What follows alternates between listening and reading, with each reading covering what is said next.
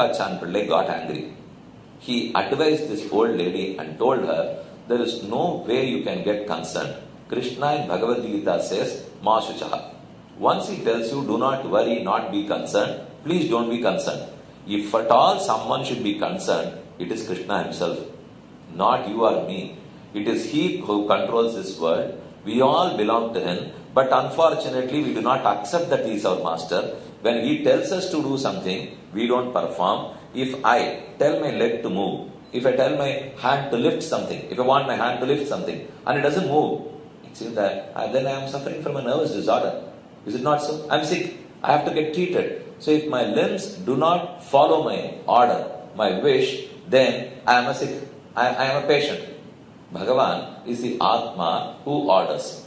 We are all his hands, limbs, legs, mouth and earpieces. When he orders, we are supposed to do. If we don't follow, follow his orders, then I think it is a nervous disorder. It's a problem for Bhagavan, not only for us. So he would worry more than me. As me, being his belonging, I don't operate at all. So for him is the concern, not for us. I quoted this because do not ever worry that we belong to Sheshi family, and unfortunately I belong to a Shesha family. It is good that we are all Sheshas. As Sheshi, we will not serve even for a moment. That has too much responsibility attached to that position. And have you seen the dramas which say, one day as a chief minister, one day as a prime minister, now one day as Lord Venkatesha? Don't even dream of it. Be happy that we are a servant of Venkatesha and let us remain to be the servant of Venkatesha. If you are in his shoes, if you are in his shoes, take his paduka, then you will know the difficulty that he faces. He has control on all, but cannot control anyone. He can. If he wants to, he can control every one of us. But somehow, he gives a long rope and waits for us to correct ourselves. If we get corrected, it's good. And in the process, he sends many acharyas to guide us and correct us.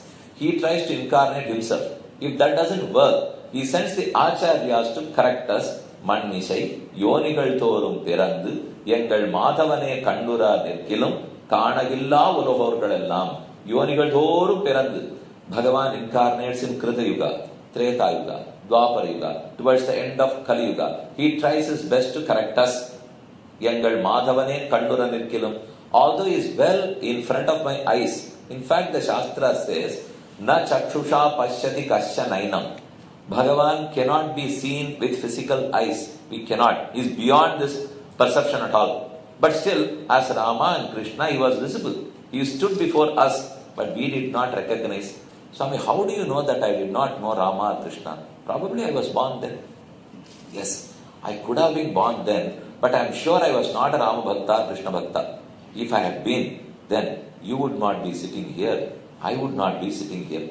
Instead, we would be in eternal service in Shiva Vaikuntha. So it is proved that we were not great Krishna Bhakta or Rama Bhakta. We had not got close to him at all. We didn't surrender to him. If we had, then we would not be, not so many births or deaths. We would have been released from the cycle. So Bhagavan incarnates himself, and also as Acharya, he chose to incarnate as Ramanuja Acharya and establish the glorious meanings of Bhagavad Gita. Krishna tried to do, but he could not succeed fully. Instead, he was fully successful when he incarnated as Ramanuja. What was that success? The success was Brahma Darshanam and equanimity. Krishna, in one of the shlokas of Bhagavad Gita, says this: Vidya Vinaya Sampanne Brahmane Gavi Hastini Shunichaiva Shvapakecha Panditaha Samadarshinaha. One is a scholar, Arjuna, not because he has mastered the books, but if he has a darshan, a vision where he is able to treat all Atmans equal. There are many people in this hall. We are all different Jivatmans. Vishittadvaita says that Deha and Atma are different. They have to be distinguished. Atmas within themselves are also different. It's not that there is only one Atma in this entire universe. There are many, many Atmans. Atman and Paramatma are entirely different. So between Atmans, we are different. Between the Deha and Atman, of course we are different. Between Atma and Paramatma, we are totally different. Paramatma the master, Jivatma the servant. All Jivatmans, but we enjoy the same platform. Although we are all different in our entity, we are different entities, but still we enjoy the same qualities, the same status as Jnanamaya, Anandamaya, Sheshatvam. We are blessed with Sheshatvam, one and all. All of you in this hall, we are all Sheshas. We are all Jnanamaya. We are all Anandamaya. But unfortunately, we are covered by our Anadikala Papam. That's why we differ. Once we remove those papams, we will not differ, we will all be equal. So Krishna says, now try to look at all Jivatmans equally, Arjuna. Vidyavanaya Sampanne, a learned, pious Brahmani. Vidyavanaya Sampanne, Brahmani. And on the other hand, a Brahmana who is not learned, who has no acharam, no anushtanam. So between the two, will you discriminate? Try to look upon them equally. Vidyasanaya Sampanne, Brahmani. Gavi Hastini, a cow and a big elephant. Shunichaiva Shopakecha, a dog and a dog eater. Between a dog and a dog eater, between an elephant and a cow, and lastly, a learned scholar, a pious Brahmana and a wicked Brahmana. All these six are totally different in their characteristics. But Krishna says, if one is able to see equanimity in them, then you have Brahma Darshanam. In the 4th chapter, Krishna talked about Karma Yoga and Jnana Yoga together. Then in the 5th and the 6th chapter, he spoke about Brahma Darshanam, which is equanimity. When Krishna wanted us, a scholar, to have equanimity, was he able to establish? I think it was too divisive in those days, even between relatives. He could not bring them together. There was a big war that broke out, they got killed, and not that all the ones in the side of Pandavas survived. Hardly, totally about 7 individuals survived, both sides together. Kaurava Sena was of 11 Akshaugani. Pandava Sena was of 7 Akshaugani. Together, it was a mammoth army. They counted 18 Akshauganis. But at the end of the day, on the last day, on the 18th day, only 7 survived. Both sides together. So it was totally divisive and no one could have a great vision in those days. But later on, in the days of Ramanuja, how was he able to establish? How did he bring to force? How did he execute the shloka of Sri Krishna? He was able to, when he brought all Atmans together and removed the discrimination that only a certain sect of people can reach Vaikuntham. That was in vogue, although it was not true. Not that Ramanuja invented something new. He did not. He only, through light, he brought to light certain hidden concepts. These were all very much in the Shastra, but they were not in vogue. They were not very popular. Ramanuja made them popular. It was believed, it seems, that Brahmanas can reach moksha, and for others, they will have to take a Brahmin birth to get liberated. That was not the case. That was never the intention of Sriman Narayana. He wanted all to reach directly, provided you follow a set of procedures, you become pious, you become a bhakta. If so, you are granted.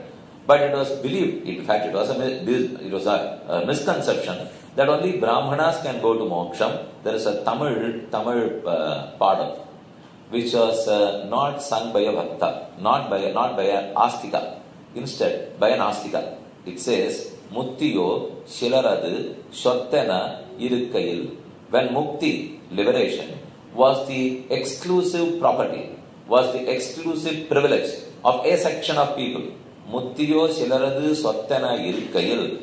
In the Madhavam, this world did a great penance, it seems. It was the fortune of this world that Ramanuja incarnated to change his whole misbelief, change his misconception. Muttiyo Shilaradu Shottena Irukkayil. Madhavattal Ramanuja Pirandanare. Ramanuja took birth and cleared this. It was a myth.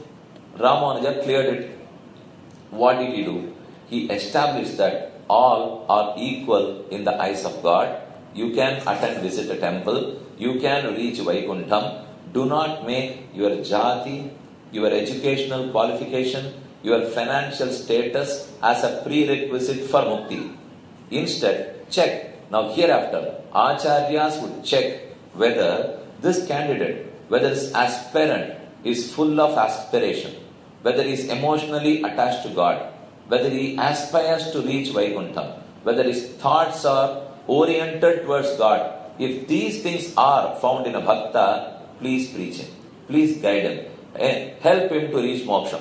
Do not see whether he is a Brahmana, Kshatriya, or Vaishya. Ashayudayorkellam Aryargal Kurum. If you have an asha, an aspiration to reach moksha, that's very important.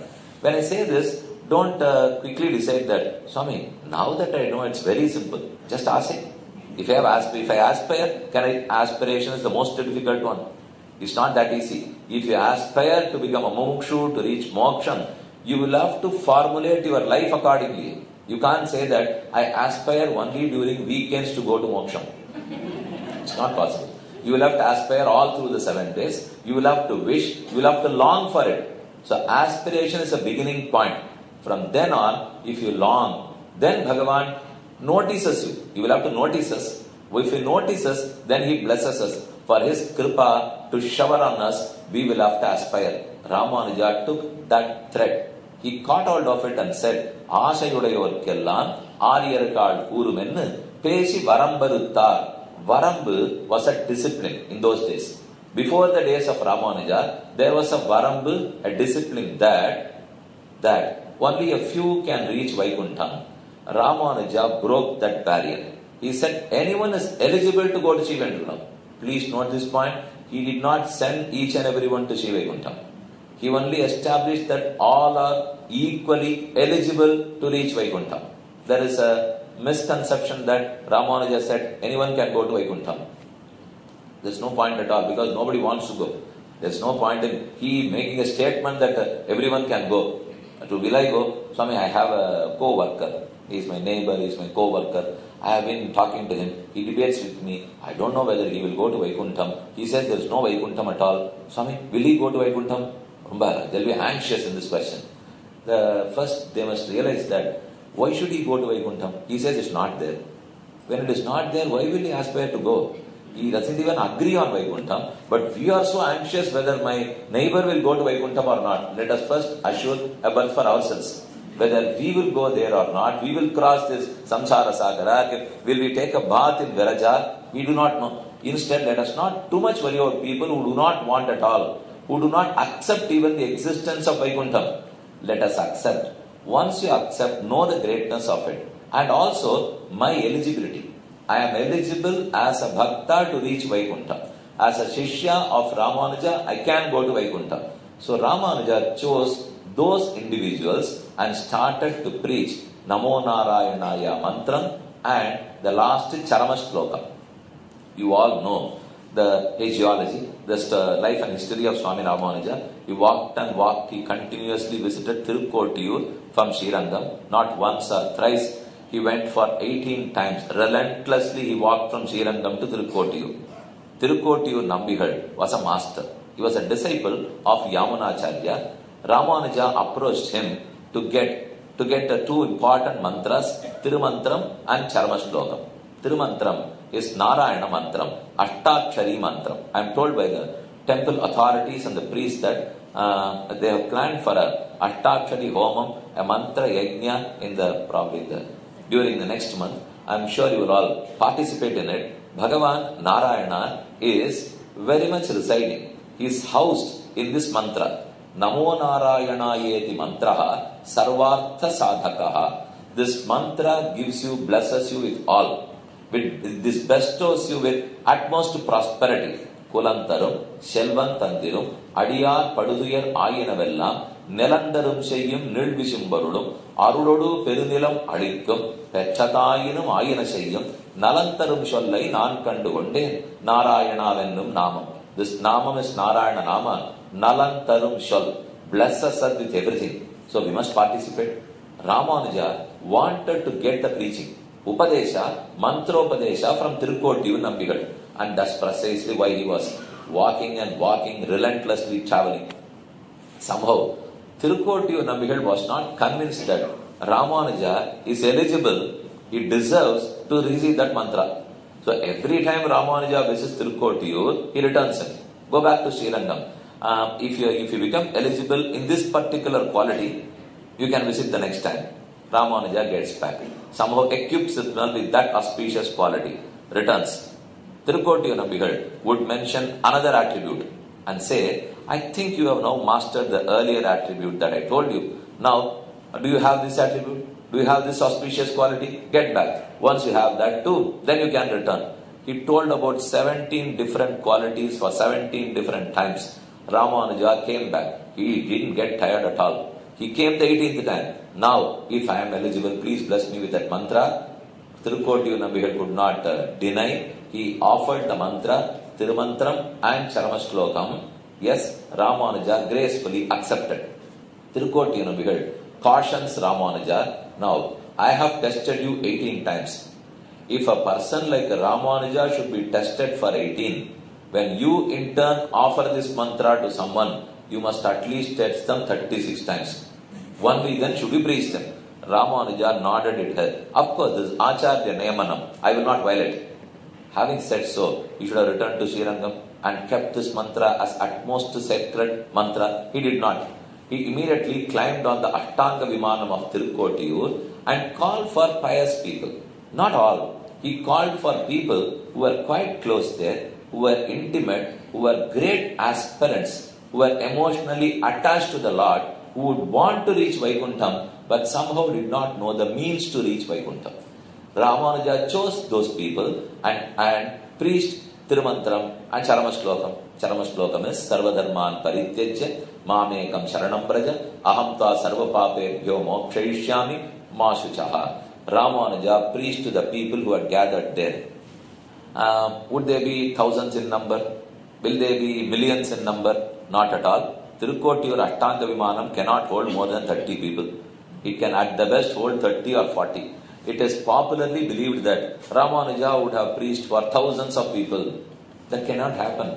His days, how much would have been the population? Even just before independence, India had only a 300 million population, 30 crore population. Today it might have swelled. It is a 120-25 crore population.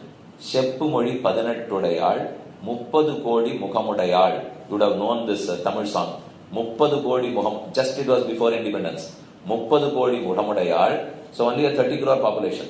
Sheppu Modi Padanatudayal, the languages remain, the number was same. Even today it is 18 languages, even then it was 18 languages. So with 30 crore people to 120, even today you don't have many in Tirukotiyur. And in those days, there would only be, there would have been 1/4 of this, a quarter of this population. So don't think that you would have preached to millions. Today there are millions. Our Alvars, our Rishis, our Acharyas were not interested in the number at all. They were interested in the quality of their listeners. And Nammalvar had only one disciple. Don't you know? Madhuragavi Alvar. He did not have the second disciple. But today, throughout this world, we recite Nammalvar's Tiruvazhmozhi. But he preached it only to one disciple. But we may talk to 1,000 people, which means nothing. It is meaningless. It's not effective. As the preacher must have been very effective. He must have been a great aspirant. As Ramanuja wanted every Jivatma to reach Sri Vaikuntham, he called for them, he preached them. Tirukotiyur Nambigal saw that Ramanuja was preaching. He got angry. Came to Ramanuja and questioned him. I told you not to do this. I cautioned you already. As you have violated Acharya Nayamanam, do you know that you will reach the Narakam? Ramanuja said, of course I know. Acharya Vakya Ullanghanam Pandal Narakam. I know. But if me, one individual, even if I go to Narakam, if all these people can go to Sri Vaikuntham, I would not bother going to Narakam. I would happily accept going there. Tirukotiyur Nambigal was quite happy. He embraced Ramanuja and gave him a great name, Emperumanar. The name Emperumanar was offered, in fact, the title was given by Tirukotiyur Nambigal to Swamy Ramanuja. This was what? This action, this happening only establishes Krishna's preaching in Bhagavad Gita, Vidyavanaya Sampanne Brahmane Gavi Hastini Shunichaiva Shapakecha Panditaha Samadarishinaha. Oh Arjuna, you must have equanimity in your vision, in your thought. This is the preaching of Krishna. Whether Krishna was able to do that or not, we do not know. But Ramanuja was able to carry out. He did carry out. He preached Tirumantram Dayam Charamashlokam to all, irrespective of their caste. even today in Vaishnavism, Pancha Samskaram is done not only to Brahmins. It is done to one and all. They are all named as, we are all dasa. When we prostrate before an acharya to anyone, we say, Adiyen Ramanuja Dasan. Dasan. Even a Brahmana says Dasan. As per the Varna Dharma classification in Srimad Bhagavatam or Vishnu Puranam, each category of people, whether you are a Brahmana, then you name yourself as Sharma. If you are a Kshatriya, as Varma. If you are a Vaishya, as Gupta. If you belong to the fourth Varna, as Dasa. This was the method being followed. This was the design. But today in our Sampradayam, when we have Pancha Samskaram, all from Brahmana to the fourth Varna, all of us prostrate and just say, Adiyen Ramanuja Dasan. So we all become equated today. What Krishna could not achieve was achieved in a moment by Swamy Ramanuja when he established this Pancha Samskara system. He brought all Atmans in the same platform. He made them to a Dasa. Now, you may have a question. Let me address that question. Swami, you talked about four Varnas, Brahmana, Kshatriya, Vaishya and the fourth.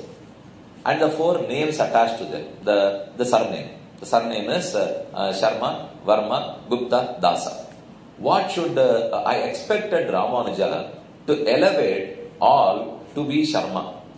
Instead, why did he bring the Sharma, Varma, Gupta and equate them to Dasa? If he said that the first Varna, the Brahmana Varna, is exalted, is superior, then Ramanuja should have brought all the three lower Varnas and equated them with the superior upper Varna. He didn't do that. Instead, he brought them down. Now, if I go to an Acharya, I don't know much. Acharya knew everything. I went to him. He preached me. But he could not preach to my understanding. I could not know what he preached.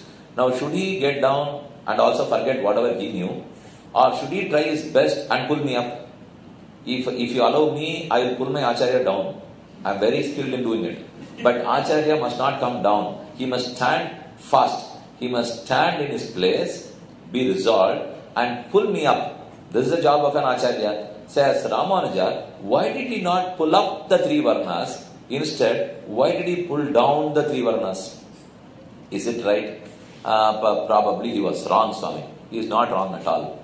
Now we are talking about reaching Vaikuntham and the means to reach Vaikuntham. The means is Bhagavan as the Upaya, Sharanagati, the best means. As a Sharanagata, I have to be too polite and humble.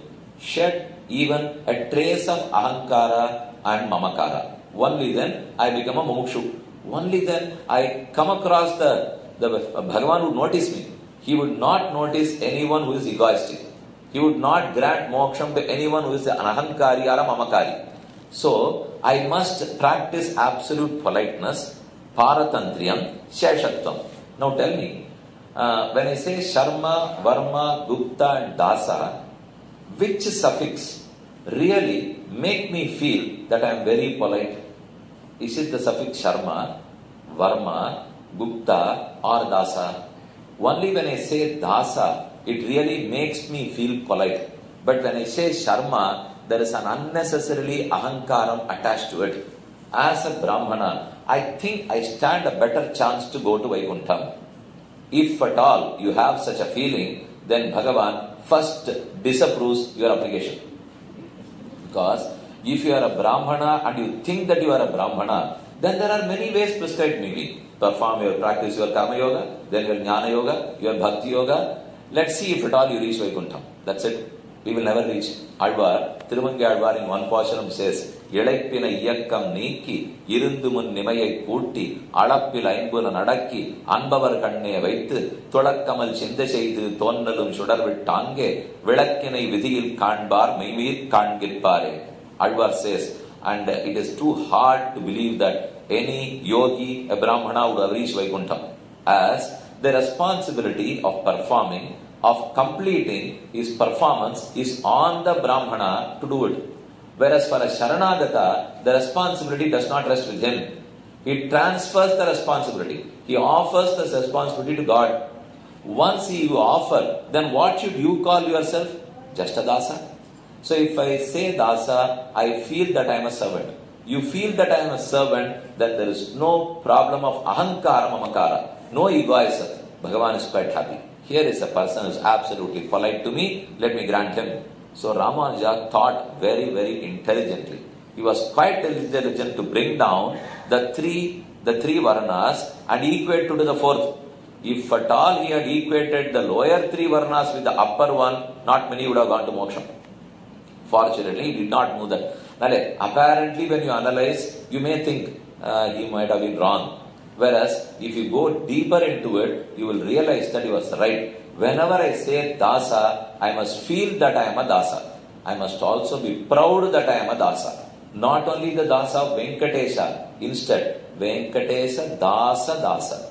Tad bhritya bhritya bhritya bhritya bhritya. And let me accept my absolute servitude to a Shesha and a Sesha to a Shesha to a Shesha. Adiyar adiyar, tammadiyar adiyar, tamakkadiyar adiyar, adiyar tammadiyar, adiyongade. Nammalvar says adiyar adiyar, tammadiyar adiyar. Why is this said so? If you are a dasa of Venkatesha, even then you may have a trace of ahankara. Why do you say so, Swami? Because I work for a very supreme soul. If I work for a great company, then I feel very proud.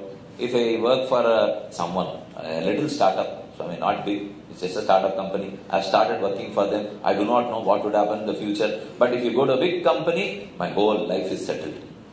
You see the parents, how satisfied they are. They'll feel very proud when they say, my son has joined this company. So I mean, what does it mean? Will he get moksha? Oh, not moksha. He is very much confirmed of his jivanam. Then what will happen to jivanam? Jivanam is fine. Living this material life is jivanam. But spiritually, if you progress, that's ujjivanam. These companies are not going to give you ujjivanam. When you feel so proud working for this company, you will also feel that pride serving God. But that pride will also not help you. That will not take you. In fact, it's an obstacle. It's a hurdle. Instead, to shed that pride, one has to serve a servant, not Lord. If you serve Lord, if you serve Bhagavan, you stand a chance to be very proud. And Rajasa, Tamasa, pride. Whereas when you serve a Bhakta, you don't have any pride attached to it. It's a Sattvika Ahankara. As Vedanta Deshika says, Yes Sapta Parva, Vyapadana Tungam, Sheshitva Kattam Abhajan Murare, in Paduka Sahasram he says, Yes Sapta Parva, Vyapadana Tungam. Nammalvar has repeated 7 times, Adiyar, Adiyar, Adiyar, Adiyar, Adiyar. If you say so, then you stand a better chance. That is the reason why Ramanuja established as Adiyen Ramanuja Dasan. So he equated the first Brahmana, Kshatriya, Vaishya to the fourth. It was nothing wrong, nothing to feel dejected, disappointed. Feel very happy that he made this happen. If you are a Dasa, then we are elevated. As a Dasa, we get elevated, not as a Sharma or Varma. So, the shloka of Krishna was brought to reality during the period of Ramanuja. Krishna could not make it a reality. It was only a dream for Krishna. Whereas effectively, Ramanuja made it bring real. Adanalada, Sri Krishna Gita-charya himself incarnated as Swami Ramanuja and elaborated on the meaning of Bhagavad Gita. This is the first point. Please note that Krishna could not achieve something, but Ramanuja achieved it. Ramanuja is also Krishna. Krishna is Balaramanuja. Anuja, the younger brother. Balarama Anuja, younger brother of Balarama. Just take away the name Balarama or Bala, you become Ramanuja. So Krishna himself can be renamed as Ramanuja. Balaramanuja. Balarama's younger brother was Krishna and Ramanuja was Bhagavad Ramanuja. Both can be equated. In their service even, Bhagavad Gita was elaborated by Swami Ramanuja. Now getting back, you see an incarnation of Adishesha. What did he do as Adishesha? He established services in all the Divadesanas. Adishesha is known for Kainkariam. Ramanuja is also known for Kainkariam. There is a popular belief that Adishesha incarnated as Patanjali. You might have heard that story. It's popularly believed, although there is no great pramanam in Shiva Vaishnava Sampradayam for that, it is believed so. So Patanjali wrote Yoga Sutra, Adishesha for yoga. Did Ramanuja mention about yoga? if at all he had been Adishesha Avatara, should he not mention yoga? The method adopted by Ramanuja to yoga was Kainkariya.